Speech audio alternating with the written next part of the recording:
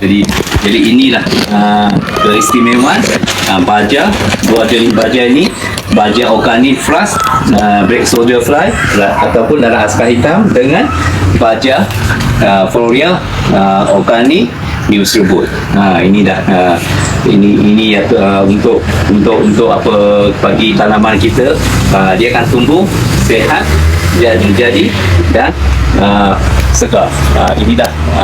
Ini dah keunikan dua jenis baja ni.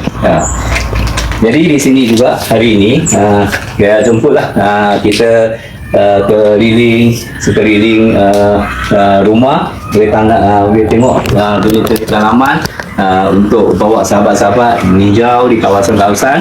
Dan pagi ini juga saya akan tunjukkan kepada sahabat-sahabat sayur-sayuran dah boleh dituai, boleh dipotong untuk dimasak. Jadi kejap lagi lepas kita tinjau keliling rumah, nanti saya akan tuaikan sayur-sayuran. Jadi bawalah sahabat-sahabat datang ke sini